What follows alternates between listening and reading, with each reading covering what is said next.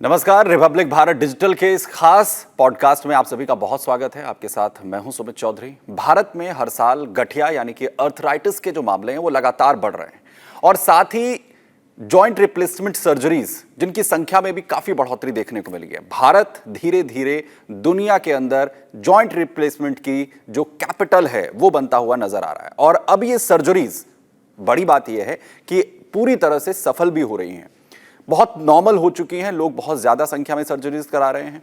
वहीं अगर हम के रुझानों की बात करें तो हम ये देख रहे हैं कि ये सर्जरीज खास तौर पर मेट्रो सिटीज के जो बाहर के टाउन बी हैं वहां पर ज्यादातर देखने को मिल रही हैं और वहां पर जो लोग ये सर्जरीज करा रहे हैं तकनीक की मदद से उसमें इतना अपग्रेडेशन हुआ है इन बी सिटीज के अंदर, इन शहरों में, कि मरीजों को वहां पर बहुत बेहतर इलाज जो है वो मिल पा रहा है, जिससे इन ग्रेट बी सिटीज के अंदर महानगरों की यात्रा करने वालों की जो संख्या है वो बेहद कम हुई है। अब लोगों को मेट्रो सिटीज के लिए जॉइंट रिप्लेसमेंट सर्जरी के लिए जाने की जरूरत नहीं महसूस होती है। भारत में ऑर्थोपेडिक देखभाल में भी एक बहुत बड़ा बदलाव हम पिछले वक्त में देख रहे हैं और अगले अगर 10 सालों की बात हम कर रहे हैं तो उसमें रोबोटिक जॉइंट रिप्लेसमेंट जो सर्जरीज होंगी, जो प्रक्रियाएं होंगी, वो भी बहुत इंपॉर्टेंट रोल प्ले करेंगी। इसकी भी उम्मीद मेडिकल सेक्टर में जताई जा रही है। वहीं एक्सपर्ट्स ये भी एस्टिमेट कर रहे हैं कि भारत में रोबोटिक जॉइंट रिप्लेसमेंट की का जो प्रोसेस है वो आने वाले वर्षों के अंदर 2.5 के आंकड़े में, यानी कि तकरीबन 5 से 10 सालों के अंदर अंदर ये 10 से 15% की स्पीड से इंक्रीज करेगा और लगातार जो ये रोबोटिक सर्जरीज हैं अर्थराइटिस को लेकर, इसे प्रेफर जो है वो लोग करते हुए नजर आएंगे। और इस वृद्धि का जो मुख्य कारण है वो टेक्नोलॉजी का लगातार बदलना है, उसमें डेवलपमेंट है, न्यूनतम इन्वेंसिव प्रक्रियाओं की बढ़ती हुई जो ज़रूरत है और जो बुजुर्ग आबादी है उसके अंदर जो जॉइंट्स है उसमें जो रोगों की लगातार हम बढ़ोतरी देख रहे हैं, ये भी एक इसका मुख्य कारण है। भारत में वर्तमान के अंदर 300 से ज्यादा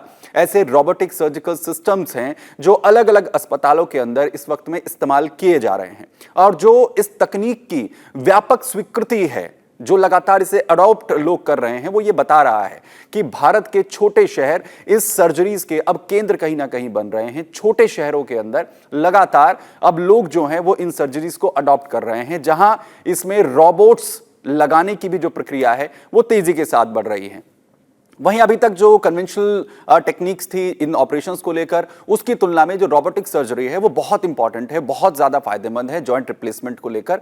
दरअसल इसकी एक बड़ी वजह भी है कि इसके बहुत लाभ हैं अगर रोबोटिक्स का इस्तेमाल जो है इन सर्जरीज में किया जाता है इसमें, क्योंकि जो लंबे वक्त तक जो रोगी है, जो पेशेंट है, उसमें बहुत जल्दी रिकवरी देखने को मिलती है। अस्पताल के अंदर उसे कम वक्त जो है रहना पड़ेगा। जो कॉम्प्लिकेशंस आती हैं किसी भी तरीके की सर्जरीज में, उसका जोखिम बहुत ज़्यादा कम यहाँ पर हो जाता है और जो रिजल्ट हैं वो बहुत ज़्यादा सटीक सामने आते हैं। रोबोटिक के जरिए जो जॉइंट रिप्लेसमेंट सर्जरीज के जो लाभ है उसे देखते हुए लोग इसे लगातार अडॉप्ट कर रहे हैं और जाहिर है इसके पीछे उनका दर्द कम होना भी है, तेज रिकवरी भी है, संक्रमण कम होना है, या इम्प्लांट के दौरान अगर किसी भी तरीके का कोई जोखिम हो उसे भी रोबोटिक सर्जरीज बहुत ज्यादा कम कर देती है। यानी कुल मिलाकर मरीजों को एक बहुत ही गुणवत्तापूर्ण देखभाल रोबोटिक सर्जरीज के जरिए मिलती है और इन सब में अब जो मेट्रो सिटीज के बाहर शहर हैं वो बहुत ज्यादा इंपॉर्टेंट रोल प्ले कर रहे हैं। तो आज अर्थराइटिस को लेकर इस पूरे सेशन में हम बात करने वाले हैं रोबोटिक सर्जरीज में किस तरीके का डेवलपमेंट हो रहा है, क्योंकि इस सेक्टर के अंदर बहुत ही जो खास रोल हैं वो मेट्रो सिटीज के बाहर वाले शहर, जैसा हमने कहा कि प्ले कर रहे हैं। इसमें मुरादाबाद भी एक बहुत इंपॉर्टेंट रोल इस वक्त प्ले कर रहा है। और जिन गेस्ट की हमने अब यहाँ पर जो है बात की है, जो हमें यहाँ पर आज ज्वाइन करने वाले हैं, जो इस वक्त इसमें बहुत इंपॉर्टेंट रोल प्ले कर रहे हैं, वो है डॉक्टर अनुराग अग्रवाल, जो कि मैनेजिंग डायरेक्टर हैं और हेड हैं जॉइंट रिप्लेसमेंट के कॉस्मोस हॉस्पिटल के अंदर। सर बहुत बहुत शुक्रिया हमारे साथ जुड़ने के लिए और हमें वक्त देने के लिए। और सर बहुत इंपॉर्टेंट टॉपिक है, आप बहुत इंपॉर्टेंट रोल प्ले कर रहे हैं मुरादाबाद में कॉस्मोस हॉस्पिटल के अंदर। सर हमने जो अभी बात की रोबोटिक सर्जरीज की, अर्थराइटिस को लेकर लोगों की प्रॉब्लम की, इसमें सबसे पहले लोगों के जहन में, क्योंकि कुछ लोगों को ये जानकारी नहीं होती है कि उनके घुटने में दर्द हो रहा है, उनकी हड्डियों में दर्द हो रहा है, तो उसकी वजह क्या है। तो पहले तो मैं चाहूंगा सर कि आप हमारे दर्शकों को ये बताएं कि ये प्रॉब्लम क्या है। ये जो आर्थराइटिस की प्रॉब्लम है, या जिसको यूजुअली हम घुटनों का दर्द कहते हैं जी। ये सबसे कॉमन इसका कारण जो है वो ऑस्टियो आर्थराइटिस है, जो कि एक एज के साथ होती है। जब एक सर्टेन एज के बाद आपकी जो कार्टिलेज होती है, कार्टिलेज एक सतह होती है हर जॉइंट के अंदर जो कि एक बहुत स्मूथ सी सरफेस होती है जो पेनलेस होती है, और एज के साथ वो शेड ऑफ होने लगती है। जी। उसको हम डिजनरेटिव चेंजेस कहते हैं जॉइंट के। उसको उस जब वो शेड ऑफ होती है तो जो पेन सेंसिटिविटी उस जॉइंट की बढ़ जाती है, और जब वो बोन रब करने लगती है वाइल वॉकिंग या चलने में जब भी, तो वो पेन शुरू हो जाता है। तो बेसिकली ये पैथोलॉजी होती है ऑस्टियोआर्थराइटिस की। तो ये जो एज के साथ जो आर्थराइटिस होती है, जो सबसे कॉमन आर्थराइटिस है, उसे हम ऑस्टियोआर्थराइटिस कहते हैं। 90% पेशेंट्स आपको उसी के मिलते हैं, और वो ओल्डर एज ग्रुप में होते हैं। मोस्ट ऑफ द टाइम ये अबव 50 या 60 ईयर्स के बाद होती है। लेकिन कुछ और भी आर्थराइटिस हैं, जैसे कि रूमेटॉइड आर्थराइटिस है, गाउटी आर्थराइटिस है, और भी बहुत सारी आर्थराइटिस हैं, वो यंगर एज में भी मिलती हैं, और वो भी जॉइंट पेन करती हैं। लेकिन सबसे कॉमन फॉर्म जो आर्थराइटिस की है वो ऑस्टियोआर्थराइटिस है, जो कि एज रिलेटेड है और डिजनरेटिव है। सर किस एज में अमूमन, क्योंकि पहले तो यही कहा जाता था और आपने इसका जिक्र भी किया कि पहले तो यही कहा जाता था घुटनों का जो दर्द है वो वृद्ध जनों का या फिर जो उम्र दराज लोग हैं उनकी समस्या होती थी। तो क्या अभी ये जो सिचुएशन है ये यंग एज में भी देखने को मिल रही है? हाँ, नहीं, जैसे मैंने अभी अभी आपको बोला कि ऑस्टियोआर्थराइटिस जो सबसे कॉमनेस्ट फॉर्म है आर्थराइटिस की, वो तो ओल्ड एज में होती है। लेकिन जो यंगर एज ग्रुप में जो आर्थराइटिस होती है वो जैसे कि रूमेटॉइड आर्थराइटिस है, गाउट की वजह से आर्थराइटिस होती है, और बहुत सी और ऑटोइम्यून डिजीज होती हैं जिनकी वजह से जॉइंट्स के कार्टिलेज डैमेज होने लगते हैं, तो वो यंगर एज ग्रुप में भी मिलती है। लेकिन उसका नंबर उतना नहीं है। मोस्ट कॉमन प्रॉब्लम जो है एज रिलेटेड ही है, जिसको हम ऑस्टियोआर्थराइटिस कहते हैं। तो इसलिए कॉमन तौर पे यही कहा जाता है कि ये बुढ़ापे की बीमारी है। लेकिन यंगर एज ग्रुप में भी हमको कुछ अलग तरह की आर्थराइटिस मिलती है।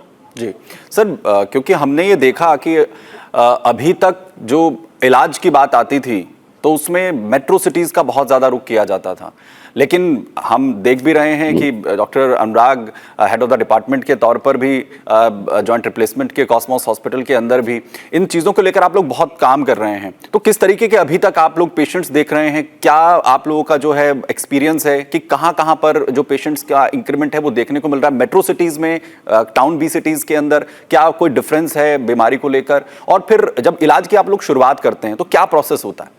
देखिए, बीमारी तो चाहे टियर 2 सिटी हो, टियर 3 हो, टियर 1 हो, एक सी होती है। अमीर हो, गरीब हो, सबको एक सी होती है। बीमारी तो किसी में कोई डिस्क्रिमिनेशन नहीं करती। हाँ, सिटीज जरूर डिस्क्रिमिनेट करते हैं।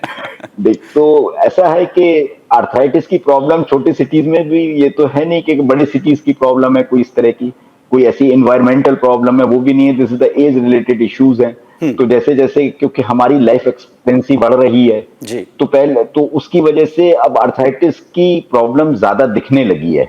लाइफ एक्सपेक्टेंसी बढ़ने से और क्वालिटी ऑफ लाइफ के लिए भी आदमी थोड़े अवेयर होने लगा है। तो वो कहता है कि भाई मेरे घुटने में दर्द है, मुझे चलने में परेशानी हो रही है, मैं ये नहीं कर सकता, वो नहीं कर सकता, तो मैं क्यों नहीं अपना फाइनल ट्रीटमेंट करूं और ज्वाइंट रिप्लेसमेंट करा लूं।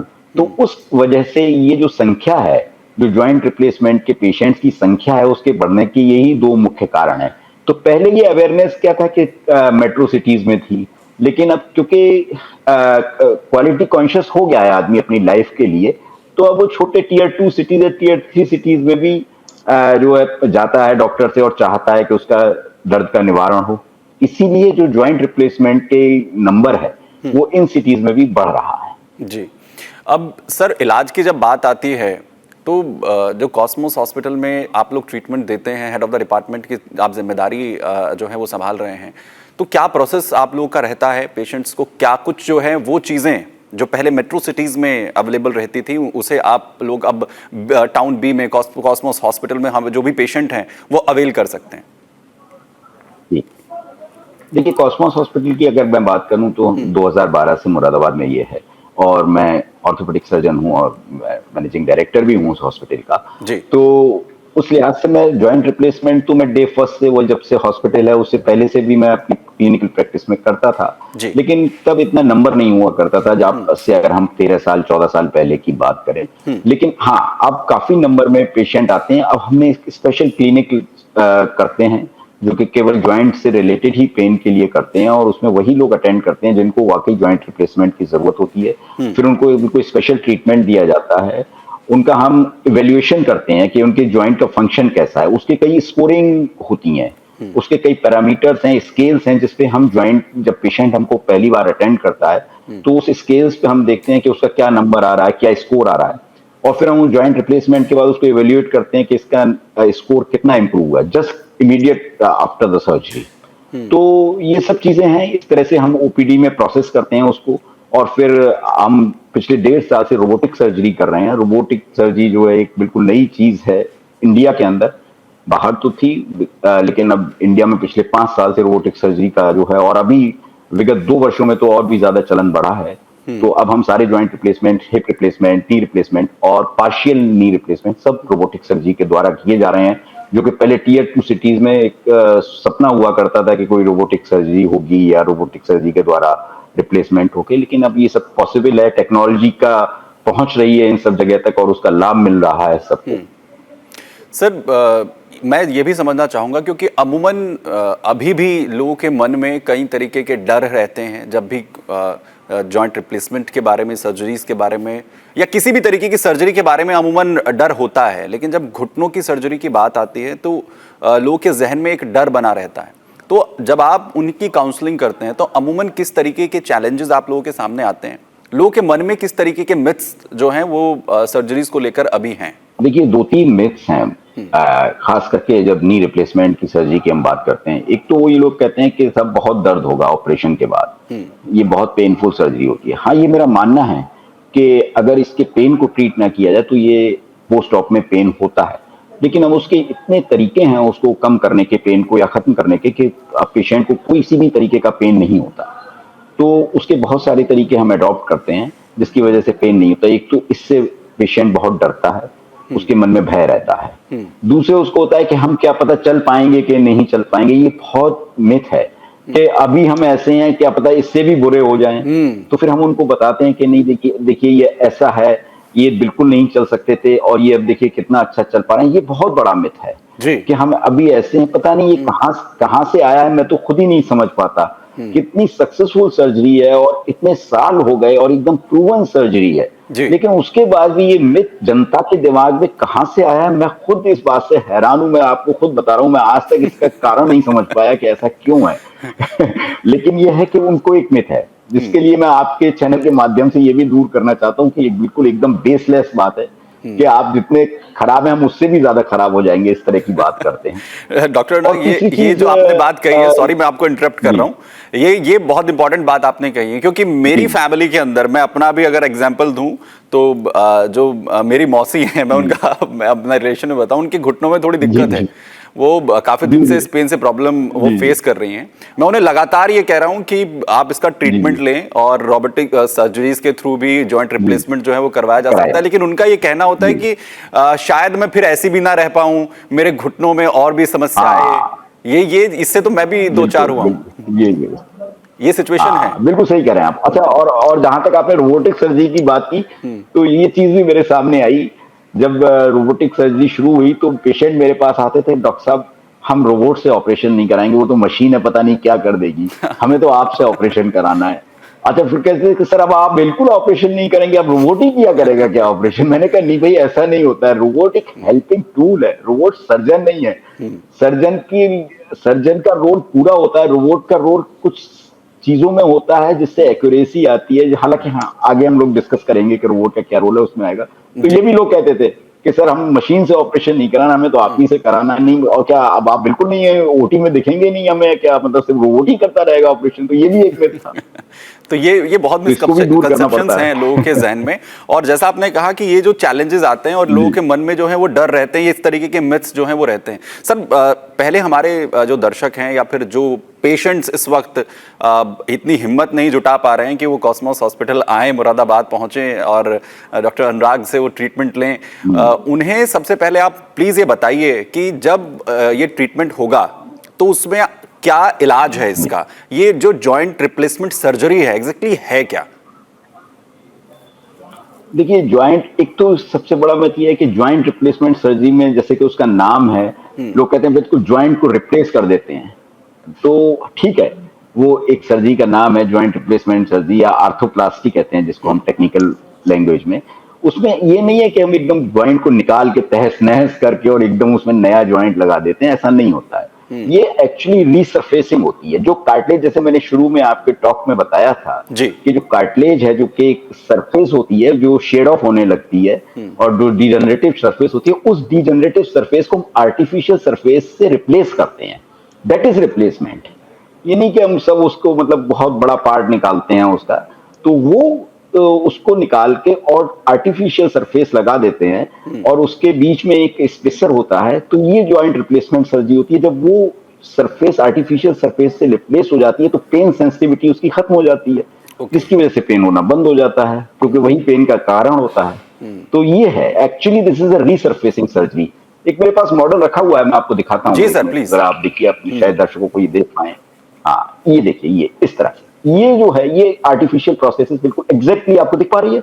जी, इस तरह से ही लगा होती है। ये देखिए, ये फीमर, ये थाई बोन है ये वाली, और इस पे ये लगी हुई है ये चीज, और ये नीचे की लेग बोन है, इस पे ये वाली ये लगा हुआ है। तो ये समझ लीजिए दोनों की सरफेसेस को हमने रिमूव कर दिया और ये नी आर्टिफिशियल नी जॉइंट हो गया। This is actually joint replacement surgery. ये टोटल नी रिप्लेसमेंट का मॉडल है जो मैंने आपको दिखाया। पार्शियल का भी है, जो हम उसकी बात करेंगे तो हो सकता है कि आपके टॉक में अगर उसका चर्चा हो तो उसको भी मैं दिखाऊं। जी सर, आप तो इस तरह से होती है। तो ये तो इसमें मतलब जॉइंट रिप्लेसमेंट जो सर्जरीज हैं, क्या इसमें भी अलग अलग मतलब कैटेगरी है कि किसको किस लेवल का ट्रीटमेंट जो है वो देना है, कुछ इस तरीके का भी फर्क है? हाँ, देखिए, अभी अगर हम बात करें मेनली, अगर हम नी रिप्लेसमेंट सर्जरी की बात करते हैं, अभी अगर नी रिप्लेसमेंट सर्जरी की बात करें तो दो तरह की जॉइंट रिप्लेसमेंट सर्जरी यानी में, एक तो होता है टोटल नी रिप्लेसमेंट सर्जरी, जिसमें हम पूरी फीमर यानी कि जो थाई बोन की सरफेस है और टिबिया यानी जो लेग बोन की सरफेस है उसको रीसरफेस करके या उसको रिप्लेस करके जॉइंट लगा देते हैं आर्टिफिशियल। इसी में एक तरीका होता है partial knee replacement. Partial knee replacement का मतलब ये होता है, यूजुअली क्या होता है कि हमारा जो नी है उसका 95% टाइम्स जो उसके अंदर का भाग होता है, जिसे हम मीडियल साइड कहते हैं नी की, जो कि इनर पार्ट होता है, वो डैमेज होता है और आउटर पार्ट यूजुअली नहीं होता डैमेज। तो जो पेशेंट अर्ली स्टेज में आ जाते हैं, जिनके केवल जो आर्थराइटिस केवल इनर पार्ट तक ही सीमित रहती है और उनका आउटर पार्ट ठीक होता है, तो उनको हम पार्शियल नी रिप्लेसमेंट एडवाइस करते हैं। जैसे कि हाफ नी रिप्लेसमेंट होता है, तो उसका जो उसमें क्या है कि नेचुरल नी की फीलिंग आती है और उसमें कोई लिगामेंट को हमें कट नहीं करना पड़ता। यूजुअली हमको एक लिगामेंट मिनिमम हमको टोटल नी रिप्लेसमेंट करते समय कट करना पड़ता है। अगर हम पार्शियल नी रिप्लेसमेंट करते हैं तो हमको कोई लिगामेंट कट नहीं करना पड़ता, केवल वो वाला भाग जिसमें कि डिजीज है, अंदर वाला भाग जिसको मीडियल साइड कहते हैं, उसको हम रिप्लेस करते हैं। उसका एक मॉडल है, मैं आपको दिखा देता हूँ जी सर स्क्रीन पर। ये देखिए, ये आप देख पा रहे होंगे, ये देखिए, ये जो है नी है और ये इसका बाहर वाला भाग है, ये बिल्कुल नॉर्मल है, देखिए ये, और ये अंदर वाले भाग को हमने रिप्लेस किया हुआ है, इसको पार्शियल नी कहते हैं। ये देखिए, ये वाला भाग नॉर्मल है, तो इसको हम पार्शियल नी कहते हैं। तो ये उन्हीं लोग पेशेंट्स में हो सकता है जो अर्ली स्टेज में आ जाते हैं आर्थराइटिस के। अगर बहुत लेट स्टेज में आते हैं तो उनमें ये संभव नहीं है, क्योंकि फिर उनका अंदर वाला बाहर वाला भाग भी इन्वॉल्व हो जाता है, तो फिर उसमें टोटल नी रिप्लेसमेंट करना पड़ता है। यानी अगर किसी को प्रॉब्लम्स आ रही हैं तो वो जितनी अर्ली स्टेज में आएगा उसका ट्रीटमेंट जो है उतना इजी रहेगा, उसके लिए बेटर होगा। यस, इजी रहेगा, बेटर रहेगा। ये तो है ही है। देखिए, हमेशा डॉक्टर को अर्ली स्टेज में ये है कि अभी और देखते हैं, अभी और करते हैं, जो उसको आगे उसको बढ़ाने वाली बात है, जिसको कहते हैं कि टालने वाली बात है, वो नहीं होनी चाहिए। तो उससे क्या होता है, डिजीज और बढ़ती है। तो डॉक्टर को हमेशा अर्ली स्टेज में ही आपको कंसल्ट करना चाहिए ताकि आपका प्रॉपर ट्रीटमेंट हो सके। सर, जब हम आर्थराइटिस की बात कर रहे हैं, कॉस्मोस हॉस्पिटल के अंदर मुरादाबाद में डॉक्टर अनुराग, उनकी पूरी team as a director, head of the department के तौर पर, मैनेजिंग डायरेक्टर के तौर पर, आप लोग जब आर्थराइटिस को ट्रीट करते हैं तो क्या सिर्फ जॉइंट रिप्लेसमेंट के अंदर ही वर्क होता है या फिर और भी आर्थराइटिस के जो है एरियाज हैं? नहीं, हम आर्थराइटिस को किसी भी लेवल से ट्रीट करते हैं। हम एक्चुअली, मैं तो ऑर्थोपेडिक सर्जन हूँ, हमारी टीम में रिमेटोलॉजिस्ट भी हैं। तो जो इनिशियल स्टेज की आर्थराइटिस होती है या जिनका ट्रीटमेंट केवल मेडिसिन के द्वारा संभव है, तो वो रिमेटोलॉजिस्ट का काम होता है, तो वो रिमेटोलॉजिस्ट करते हैं। मेरे पास तो पेशेंट उस स्टेज में आता है जब उसको सर्जरी की जरूरत होती है। अगर सर्जरी की जरूरत नहीं है तो वो पेशेंट मेरे जो रेमेटोलॉजिस्ट है मेरी टीम में वो देखते हैं, तब उनको मेडिसिन के थ्रू भी क्योर किया जा सकता है। लेकिन अगर सिचुएशंस आगे वर्स्ट होती हैं तो उसके लिए फिर हम सर्जरीज पर जा सकते हैं। तो ऑपरेशन सर्जरी पे सर, क्योंकि आपने बताया कि जो रोबोटिक सर्जरीज हैं वो एक बहुत बड़ा डेवलपमेंट है, तो इस सेक्टर में रोबोटिक्स के जरिए किस तरीके के चेंजेस आ रहे हैं और रोबोटिक सर्जरीज एक्चुअल में क्या है, जो कि जैसा आपने बताया कि बहुत मिथ है लोगों के जहन में रोबोटिक सर्जरी को लेकर भी कि क्या रोबोट्स सर्जरी करते हैं, डॉक्टर अनुराग अब ट्रीटमेंट नहीं करेंगे।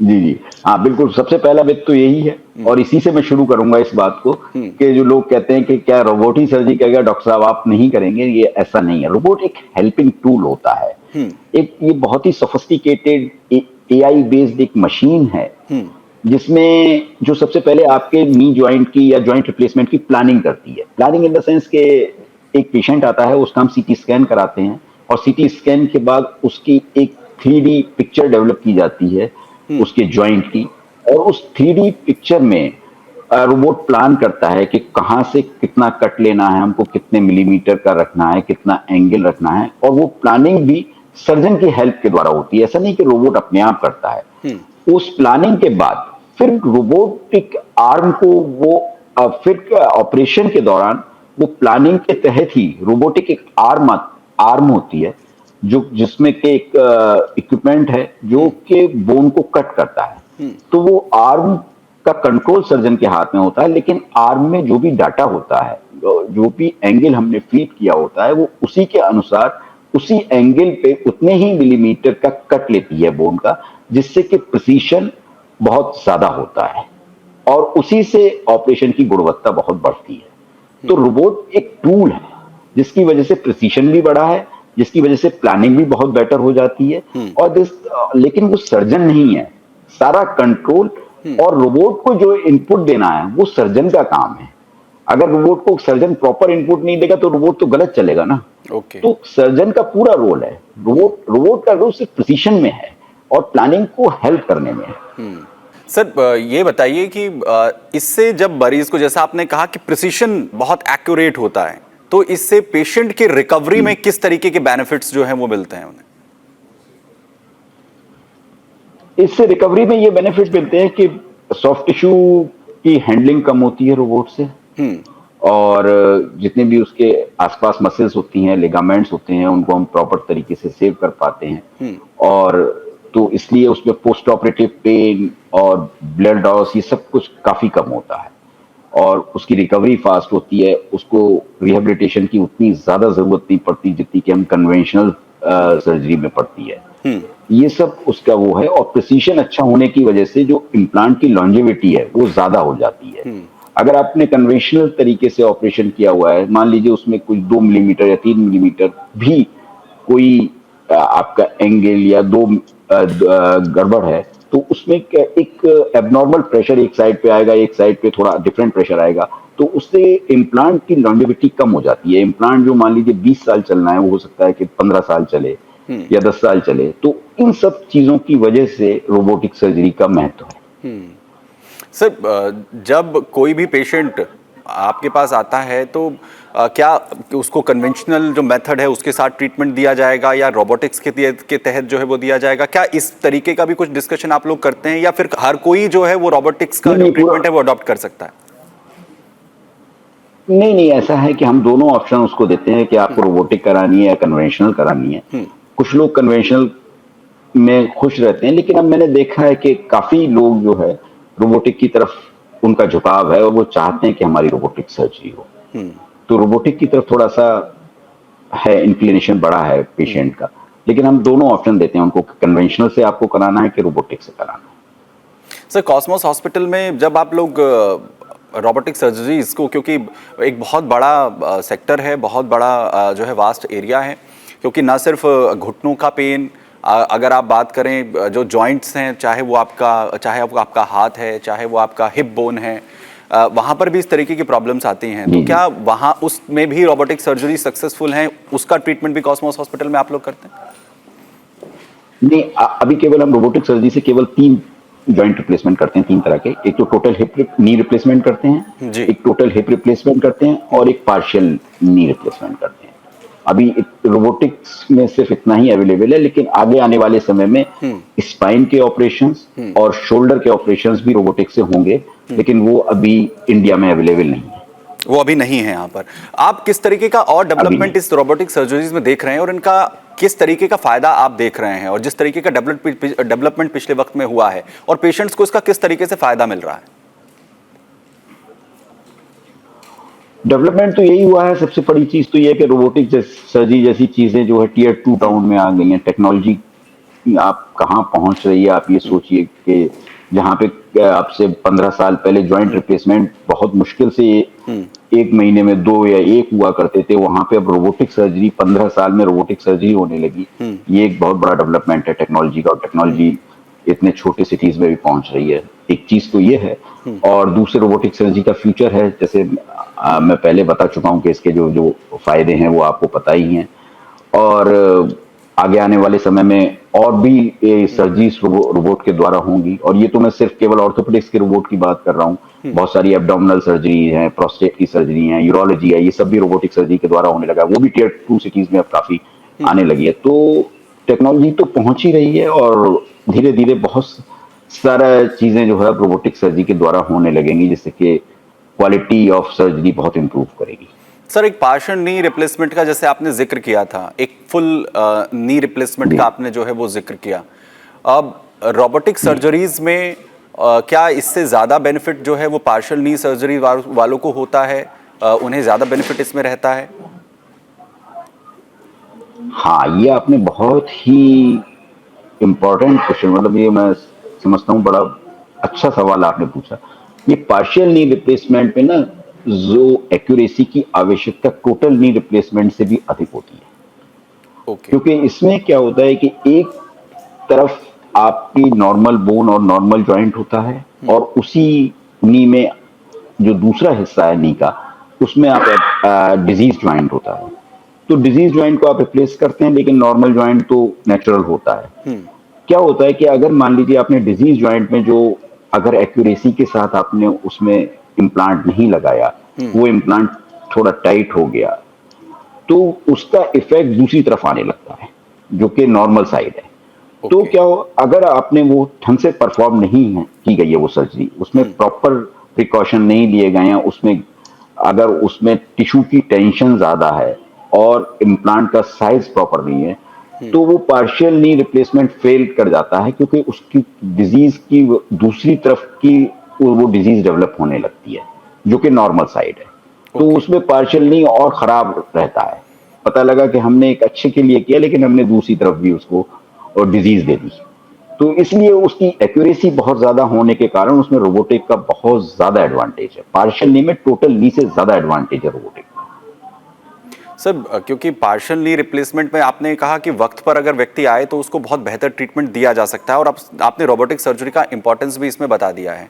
तो आप कैसे कैटेगराइज करेंगे, क्योंकि बहुत से लोग हमें इस वक्त यहाँ पर देख रहे होंगे जो ये जानना चाहेंगे कि उनकी क्या सिचुएशन है और उन्हें डॉक्टर से जाके मिलना चाहिए, कब उन्हें अलर्ट हो जाना चाहिए? देखिए, ऐसा है कि पहले पार्शियल नी का ये होता था, इससे पहले लिटरेचर में डिस्क्राइब था कि अगर पेशेंट यंग है और उसको आर्थराइटिस डेवलप हो रही है और उसके हाफ नी में आर्थराइटिस है, हाफ नी उसका नॉर्मल है, तो वो कैंडिडेट पार्शियल नी के लिए फिट है। वो बात ठीक है कि होनी तो हाफ नी में ही चाहिए, दूसरी तरफ का नी साउंड होना चाहिए। लेकिन ये जो मिथ था पहले कि यंगर पेशेंट्स में ही हम पार्शियल नी करना चाहिए हमको, ये नहीं है। अब एज इसके लिए अब कोई बार नहीं है। मान लीजिए एक 50 में एक आता है, उसका मीडियल साइड यानी जो अंदर वाली साइड है वो खराब है और बाहर वाली साइड ठीक है, उसका हम पार्शियल नहीं करते हैं, एग्रीड। लेकिन एक 70 ईयर्स की एज में एक पेशेंट आता है, उसकी भी बाहर की साइड ठीक अच्छी हो सकती है, हेल्दी हो सकती है, इतनी हेल्दी हो सकती है जितनी कि 50 साल के व्यक्ति की है, और उसकी अंदर की साइड खराब है। तो पहले कहता है कि नहीं अगर 70 ईयर्स का टोटल कर दो, नहीं नहीं ऐसा नहीं है। 70 ईयर्स के पेशेंट्स में भी हम पार्शियल नहीं कर सकते। तो एज का इसमें एक लिमिटेशन थोड़ा सा ये हुआ है कि ऐसा जरूरी नहीं है कि हम यंगर में ही करें। 70-75 ईयर्स की एज में अगर दूसरी साइड हेल्दी है तब भी आप पार्शियल नहीं कर सकते हैं। एक तो इसका ये एडवांटेज है सबसे बड़ा। ओके सर, जो किस तरीके के जो पेशेंट्स हैं जो पार्शियल नी का जो ट्रीटमेंट जो है वो लेना चाहते हैं, या इसमें भी कोई कैटेगरी है कि इस एज ग्रुप में आएंगे तो आपको इस तरीके का ट्रीटमेंट मिलेगा या आपकी कॉम्प्लिकेशंस बढ़ सकती हैं, और क्या पार्शियल नी के बाद वो मेजर सर्जरी अगर उसका ट्रीटमेंट वक्त पर नहीं होता है तो वो ज़्यादा जो है वर्स्ट हो सकती है, क्या इस तरीके की सिचुएशंस हैं? देखिए, अगर आपने जैसे आपके आर्थराइटिस है, आपको नी रिप्लेसमेंट की जरूरत है, आप 50s में आए, मैंने पार्शियल नी कर दिया। पार्शियल नी का जो वो है कि कितना उसकी लॉन्जेविटी है, मान लीजिए 15 साल या 20 साल तक पार्शियल नी रहा, आप 70 ईयर्स के हुए तब आप टोटल नी करा सकते हैं, क्योंकि 50 ईयर्स बहुत अर्ली एज है। अब वो उसी पेशेंट का हम 50 ईयर्स में टोटल नी कर देते हैं मान लीजिए जी, तो जब वो 70 ईयर्स में उसकी रिवीजन सर्जरी होगी तो वो बहुत बड़ी सर्जरी होगी, वो ज्यादा डैमेजिंग होगी बोन को, ज्यादा सॉफ्ट टिश्यू डैमेजिंग सर्जरी होगी, और उस एज में जाके उतनी बड़ी सर्जरी के लिए पेशेंट की फिटनेस होगी कि नहीं होगी। इसलिए हम लोग यंगर एज में तो इसलिए प्रीफर करते हैं पार्शियल नी, ताकि जो अभी टोटल नी वाला जो ऑप्शन है वो उसका 70 ईयर्स में जाके ओपन रहे। और अगर मान लीजिए कोई 70 ईयर्स में आता है जी और उसका दूसरी साइड हेल्दी है, तो अगर वो 15-20 साल चल गई तो उसको नेचुरल नी की फीलिंग रहेगी, और क्योंकि विद एज आपकी एक्टिविटी उतनी नहीं रहती, तो जो 70 ईयर्स में जो पार्शियल नी कराता है, तो मान लीजिए कि 50 साल में जिसका पार्शियल नी हुआ है उसका एक्टिविटी लेवल 70 ईयर्स के पेशेंट से ज्यादा होगा। तो 50 साल में अगर आपका पार्शियल नी हुआ और आपका 15 साल चला, 20 साल चला, अगर 70 ईयर्स में हुआ तो एक्टिविटी लेवल 90 ईयर्स में उतना तो नहीं रहता, तो मुझे लगता है कि पूरी लाइफ उसका काम करेगा। तो दोनों तरह से ये जस्टिफाइबल है, 50 ईयर्स में भी पार्शियल नी जस्टिफाइबल है, 70 ईयर्स में भी जस्टिफाइबल है, बशर्ते कि आपका दूसरी साइड का नी ठीक होना, मतलब उस नी का हाफ पार्ट ठीक होना चाहिए। जी डॉक्टर अनुराग, क्योंकि हम देख रहे हैं कॉस्मोस हॉस्पिटल के अंदर जो लगातार पेशेंट्स हैं उनका, क्योंकि हम लगातार जब रिसर्च कर रहे थे, हमने जब इस प्रोग्राम को आर्थराइटिस के बारे में लोगों के बीच में एक जानकारी पहुंचे, इसके लिए जब हमने सोचा कि आपको जो है इनवाइट करें और लोगों तक जानकारी पहुंचाने की कोशिश करें, उसकी एक बड़ी वजह ये भी थी कि भारत क्योंकि कैपिटल कहीं ना कहीं जॉइंट रिप्लेसमेंट सर्जरीज की इस वक्त बनता हुआ नजर आ रहा है, और जो मेट्रो सिटीज़ के बाहर के जो टाउन्स हैं वहाँ पर, सपोज हमने मुरादाबाद का यहाँ पर जिक्र किया, कॉस्मोस हॉस्पिटल का जिक्र किया, वो अब एक ऐसे सेंटर्स के तौर पर उभर रहे हैं जिसकी वजह से लोगों को बहुत सुविधा हो रही है। अब उन्हें मेट्रो सिटीज़ की ओर ट्रांसफ़र जो है वो नहीं होना पड़ता है, वहाँ बार बार जो है वो ट्रैवल नहीं करना पड़ता है। आप लोगों को ये भी ज़रूर बताएं हमारे कि कैसे आर्थराइटिस से जो है वो बचा जा सकता है, किस तरीके के प्रिकॉशंस जो हैं वो लिए जा सकते हैं। देखिए, आर्थराइटिस से प्रिकॉशन तो यही है कि आप अपने नी को कोशिश करें कि जितना अच्छी तरह से प्रिजर्व रहे वो बेटर है। जैसे कि हार्ड सरफेस पे बहुत ना दौड़ें, हार्ड सरफेस पे कोई इस तरह की एक्सरसाइज ना करें, या अगर आपको आर्थराइटिस के सिम्टम्स डेवलप हो रहे हैं तो स्क्वेट ना करें, जैसे कि पालथी मार के ना बैठें, और स्क्वेट करते हैं स्क्वेटिंग बिल्कुल ना करें, क्रॉस लेग ना बैठें, स्टेयर्स का यूज कम करें, जहां पॉसिबल हो लिफ्ट से जाएं। तो इस तरह से अगर आपको थोड़े सिम्टम्स, अगर आपके इनिशियल स्टेज के सिम्टम्स हैं तो आप अपने जॉइंट को एक लंबे समय तक ले जा सकते हैं अगर आप ये प्रिकॉशन रखें। लेकिन अगर आप प्रिकॉशन ये नहीं रखेंगे, आप अपने जॉइंट का को अच्छी तरह से नहीं प्रिजर्व करना चाहते हैं और सिम्टम्स डेवलप हो गए हैं, तो वो और रैपिड हो जाता है और जल्दी बढ़ने लगती है डिजीज, और आपको और जल्दी जॉइंट रिप्लेसमेंट की जरूरत पड़ती है। तो अगर इस तरह की प्रॉब्लम्स आ रही हैं तो आपको अपनी जो है दिनचर्या में थोड़े से बदलाव अगर आप करते हैं तो उन चीजों को आप डिले कर सकते हैं, उनको प्रिजर्व कर सकते हैं। बिल्कुल सर, डिले कर सकते हैं जी, प्रिजर्व कर, जॉइंट को जितना प्रिजर्व कर सकते हैं उतना अच्छा है। ओके सर, क्योंकि मुरादाबाद में जब आप इन तमाम चीज़ों को देख रहे हैं तो हमने, क्योंकि मेट्रो सिटीज़ इससे पहले सिर्फ ऑप्शन हुआ करता था, और अब हम देख रहे हैं कि मुरादाबाद जैसे सिटीज़ जो हैं, कॉस्मोस हॉस्पिटल एक ऐसी सर्विस लोगों को जो है प्रोवाइड कर रहा है वहाँ पर कि वो आएँ और रोबोटिक सर्जरीज़ का फ़ायदा वहाँ पर भी ले सकें। तो कहाँ पर आप देख रहे हैं अपनी इन सर्विसेज को, मुरादाबाद को वर्ल्ड मैप पर लाने की क्या कोई कोशिश है? मेट्रो सिटीज़ को आप लोग पूरी तरह से इस वक्त चैलेंज करते हुए नज़र आ रहे हैं? नहीं, देखिए, हम किसी को चैलेंज नहीं कर रहे हैं। हाँ। बहुत बड़ा दायरा है, देश बहुत बड़ा है, और पेशेंट्स बहुत ज्यादा हैं, अवेयरनेस बढ़ रही है। आप ये मान के चलिए कि मेट्रो सिटीज में जितने नंबर ऑफ सर्जरी हो रहे हैं, आगे आने वाले 5-10 साल में वो भी बढ़ेंगे, और टीयर 2 में जो हो रहे हैं वो भी बढ़ेंगे। हाँ, लेकिन आपने जहां तक कहा कि मुरादाबाद को किसी मैप पे लाने की बात है, तो जब मैंने रोबोट इंस्टॉल हुआ था मेरे यहाँ, तो शायद ये उत्तर प्रदेश का पहला या दूसरा इंस्टॉलेशन था, और देश में तब मतलब 1.5 साल पहले की बात बता रहा हूं मैं। और उसके बाद इतने सारे रोबोट लगे, अब यूपी में भी बहुत सारे रोबोट हैं, देश में भी बहुत सारे रोबोट बढ़ गए हैं, तो हर चीज डेवलप तो हो ही रही है। लेकिन मैंने टेक्नोलॉजी को थोड़ा अर्ली अडॉप्ट किया, छोटे सिटी होने के बावजूद भी। तो मेरी ये कोशिश है कि हम लोग बिल्कुल जैसे कि टेक्नोलॉजी के साथ कंधे से कंधा मिला के आगे चलें, हम उसमें कहीं पीछे ना रहें, चाहे वो मेट्रो सिटी हो या कोई हो, लेकिन सबका अपना दायरा है, सबकी अपनी क्लाइंटेल है। मेट्रो सिटीज की भी में भी पेशेंट्स बढ़ेंगे, छोटे सिटीज में भी बढ़ेंगे, और ये सब लाभान्वित हूं, मैं तो यही चाहता हूं इससे। जी सर, मैं क्योंकि हम अंत में इस प्रोग्राम के पहुंच गए, मैं चाहता हूं कि थोड़ा सा अगर आप हिप रिप्लेसमेंट के बारे में भी हमारे दर्शकों को यहां पर बताएं कि उन्हें भी किस तरीके से टेक्नोलॉजी को अडॉप्ट करते हुए इस ओर भी अगर आप थोड़ा सा प्रकाश डाल सकें। नहीं, जैसे कि नी रिप्लेसमेंट में रोबोट का रोल है, ऐसी हिप रिप्लेसमेंट में भी रोबोट का काफी रोल है। जी, हिप रिप्लेसमेंट में बहुत सारी चीजें ऐसी होती थी, हम जब ज्वाइंट ऑपरेट करते थे, जो हम आई बॉलिंग से करते थे, हमको लगता था नहीं, हाँ ये जगह ठीक है, ये एंगल ठीक है, ये इंक्लिनेशन ठीक है, ये हिप का सेंटर है, मतलब देयर आर सर्टेन थिंग्स जो कि हम मतलब यूं ही एक्सपीरियंस से डिसाइड करते थे, आई बॉलिंग से डिसाइड करते थे। अब उनको आपको आई बॉलिंग और उसकी जरूरत नहीं है, अब वो प्रिसाइज एंगल आपको मिलेगा, प्रिसाइज इंक्लिनेशन मिलेगा, सब कुछ प्रिसाइज मिलेगा, तो डेफिनेटली इसका फायदा है।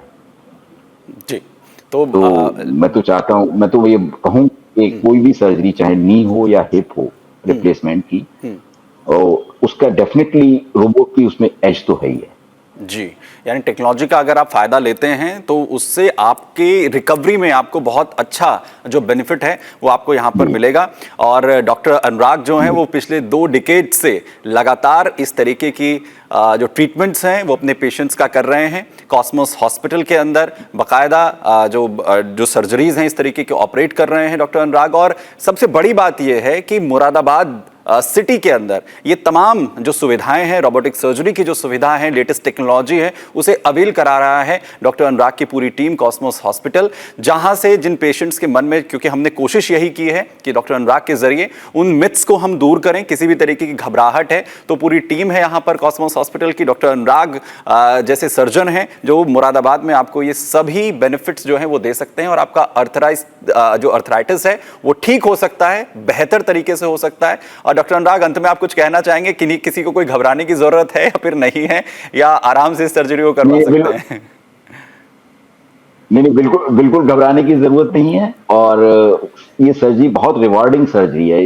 ये जब तक आदमी नहीं कराता है तब तक उससे डरता है, लेकिन जिस दिन करा लेता है वो ये कहता है कि मैंने पहले क्यों नहीं कराई, मैंने जितने भी दिन देर किया उस पेन से मैं परेशान रहा, ये मुझे पहले करा लेनी चाहिए थी। ये रिग्रेट होता है उसका हमेशा कराने के बाद, लेकिन कराने से पहले जो घबराहट होती है उसकी वजह से बहुत लोग इसको डिले करते हैं। तो मेरी अंत में मैं यही कहना चाहूंगा कि अगर आपको सिम्टम्स आ रहे हैं, डॉक्टर को कंसल्ट करिए, और अगर सर्जरी की आवश्यकता है तो उसको जरूर कराइए, उसको फिर बहुत डिले मत करिए। बिल्कुल। और अगर आप मुरादाबाद के आसपास रहते हैं, मुरादाबाद में रहते हैं, तो आप डॉक्टर साहब से जरूर कंसल्ट करा सकते हैं, बहुत अच्छा ट्रीटमेंट आपको देंगे। और सर बहुत बहुत बधाई आपको, शुभकामनाएं आपको, आपकी पूरी टीम को, कॉस्मोस हॉस्पिटल की पूरी टीम को, जो इस वक्त बेहतर काम जो है मुरादाबाद में रोबोटिक सर्जरी जैसी तमाम टेक्नोलॉजी के साथ जॉइंट रिप्लेसमेंट का काम तमाम मरीजों के लिए कर रहे हैं, उनके लिए वरदान आप लोग साबित हो रहे हैं। बहुत बहुत शुक्रिया सर हमारे साथ यहाँ पर जुड़ने के लिए, thank you so much. Thank you.